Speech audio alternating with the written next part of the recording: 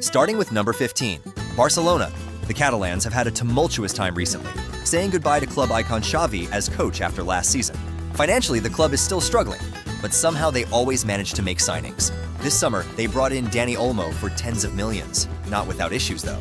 Last season, they finished second behind Real Madrid, something the club will definitely want to improve on under new coach Hansi Flick. Barcelona is ranked 15th because it's uncertain how their financial situation will be reflected in FC 25. If you have to deal with all their financial constraints, it will be a fun challenge to keep the club at the top of Europe.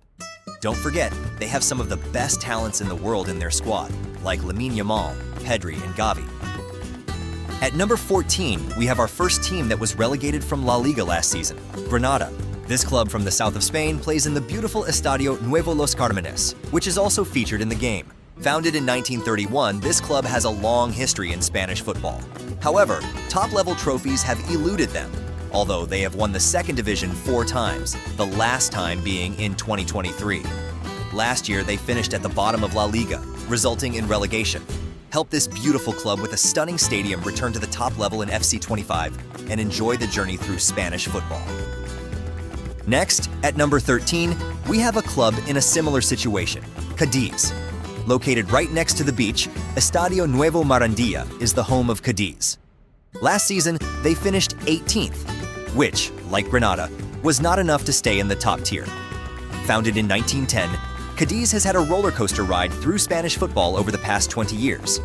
The big challenge with Cadiz is to return to La Liga with a small budget and then survive and become a solid mid-table team with smart signings. At number 12, we find a respected Spanish mid-table team, Celta de Vigo. The club has been active in the top tier of Spanish football for over 10 years, with their highest finish being 6th place in 2016. Up front, we have club icon Iago Aspas, who returned to his club after short stints at Liverpool and Sevilla. He has now played by far the most matches for the club and is their top scorer. The club has a great history of producing homegrown talent, like Aspas, Michel Salgado, Denis Suarez, and Gabri Veiga. When you take over at Celta, don't forget to set up a youth academy and lead the club to the top of Spanish football. At number 11, we have Racing Santander, another club with a long history in Spanish football, and one I remember from my youth as a mid-table team. They last played in the top tier in 2012 when they finished at the bottom and were relegated to the second division. A year later, they dropped further to the third division. After nearly 10 years of bouncing between the third and second divisions, they have now been stable in the second tier for 3 years, but promotion still seems far away. That's why Racing Santander is a great club for a road to glory, bringing them back to the top level after tough years. With the release of FC 25 just 2 weeks away, we're looking ahead to videos for this channel. Do you have a club you want to see rebuilt, or a player whose career you have high expectations for? Let us know in the comments below this video, and maybe we'll turn your idea into one of our first videos with FC 25. Okay, at number 10, Valencia. It's been 20 years since this giant from eastern Spain had its glory days. They have won La Liga 6 times, and in 2004 they won both the UEFA Cup and La Liga. Up until 2019, they had decent years competing for European football in Spain, but the last 5 years have seen a decline. Don't get me wrong, they are still a stable La Liga club, but the successes of the past are further away than ever. Bring this magnificent historic club back to where it belongs, the top of Europe. At number 9, we have a club with a successful recent past, but coming off a tough season, Sevilla. In the past 10 years, the club has won the Europa League 5 times, an incredible statistic. For a long time, nothing seemed too crazy for Sevilla until last season when they flirted with disaster, ultimately finishing 13th. But there was already a sign the season before when they finished 11th in La Liga, but saved the season with their 5th Europa League win. This summer, many players left and several new ones arrived. It's time for a fresh start for the Europa League Masters, and a rebuild seems in order.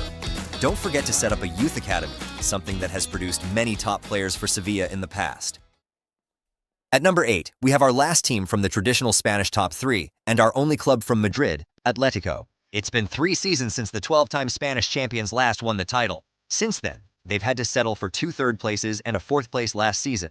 Simeone is clearly aware of the situation as this summer saw a mass exodus of players coming and going, with the most notable arrivals being Julian Alvarez and Conor Gallagher. But don't forget the youth academy of the Madrilenians, which has produced an incredible number of good footballers and is certainly something that belongs to this club.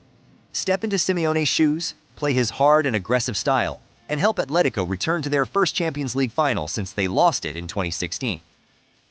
Next at number 7, we find Athletic Club. We've mentioned this club several times on this channel because of their philosophy of only attracting players with roots in the Basque Country.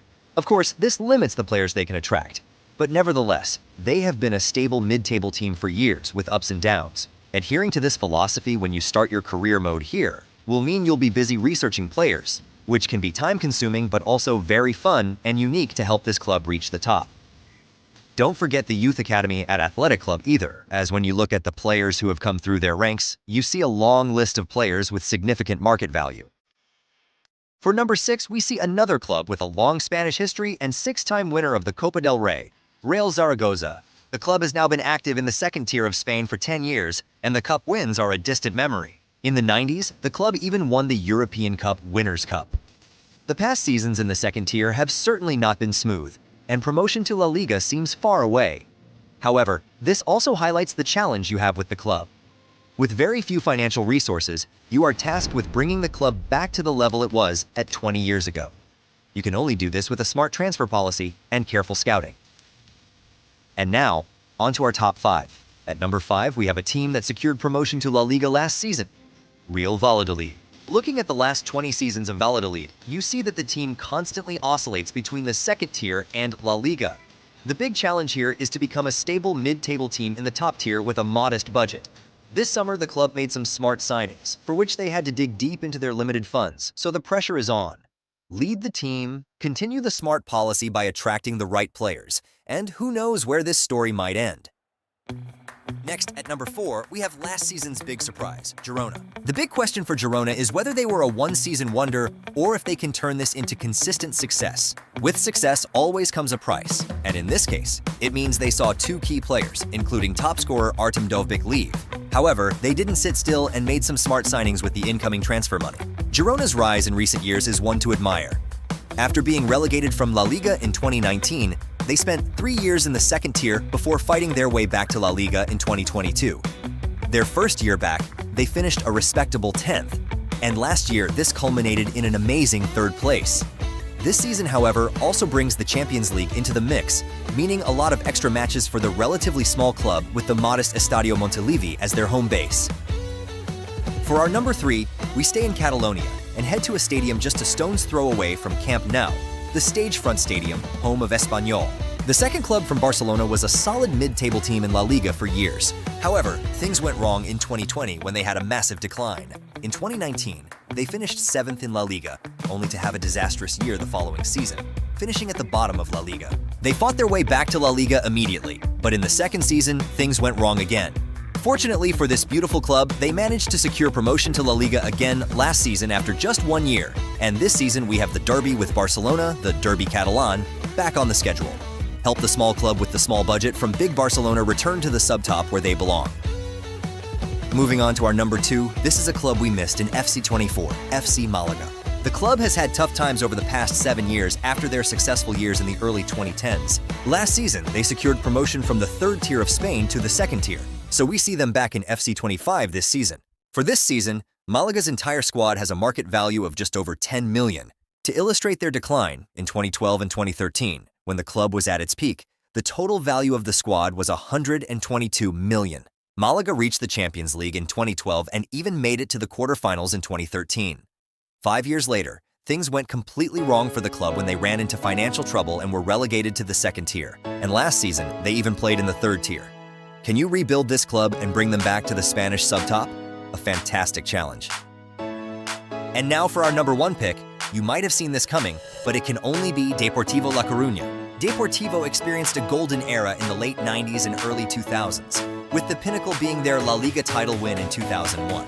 They were also regular participants in the Champions League, even reaching the semi-finals in 2004. However, they fell into significant financial trouble, and after a few years of yo-yoing between La Liga and the 2nd division, things went wrong in 2020.